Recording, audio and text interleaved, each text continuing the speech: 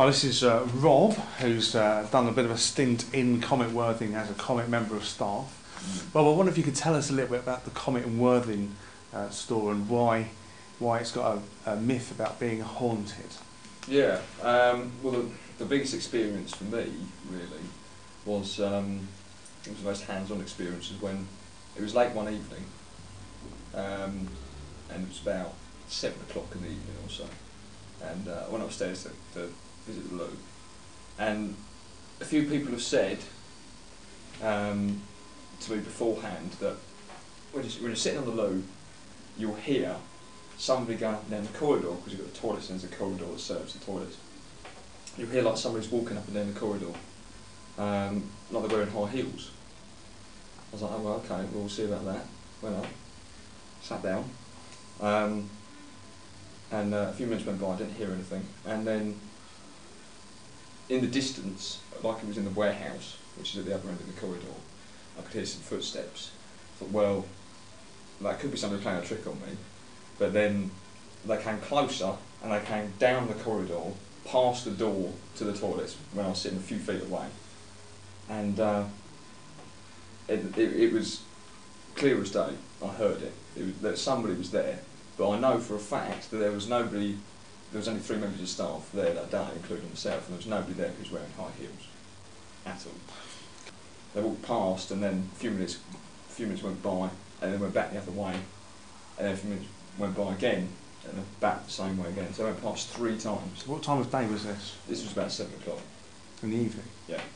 It's quite strange. So what else? I know there's also tales about the lift and... Oh, the lift, yeah.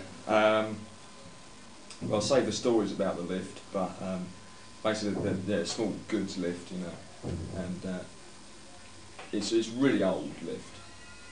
And as soon as you go in that lift shaft, you open these 2 doors, I slide across, and as soon as you step in there, there's a feeling of like, it might sound a bit strange, but there's like a feeling of death in that lift. I can't put my finger on it, you know exactly what it is, but that's sort of that makes sense to me, really. It's just bizarre. You feel like that, I don't know, you've got like slightly detached from the world as soon as you step into that lift shaft. I know that sounds weird, but yeah, it's strange. It's like somebody like died in there or something. Okay. Right, what else have we got on there? Up in the warehouse, I personally experienced some cold spots, and they were quite small. You know, it was quite a small area, and as soon as you walk into it, you could see your breath.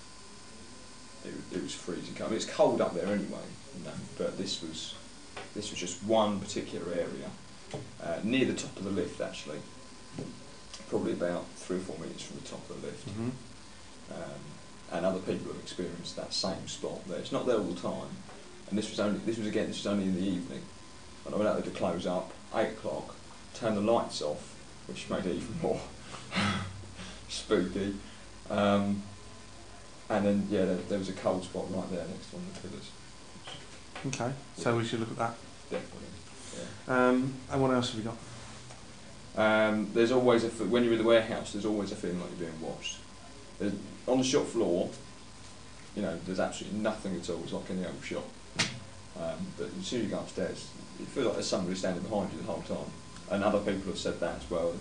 They've sort of, you know, turned around and said hello to somebody, thinking there was somebody behind them. But there was nobody there, and I felt that myself. I think there's more than one thing. I think there's something specific in the lift. There's the person wearing high heels, which is, I think it's something different. Possibly, that's just what I think. I've just got a feeling that that's a different aspect of it.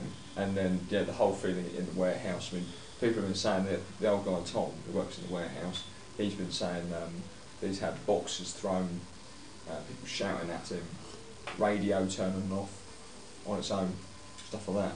Okay. So that sounds more like sort of poltergeist sort of stuff. Yeah. Rob, thank you very much for your interview with the pigs about the Comet and Worthing store. Thank Pleasure. you.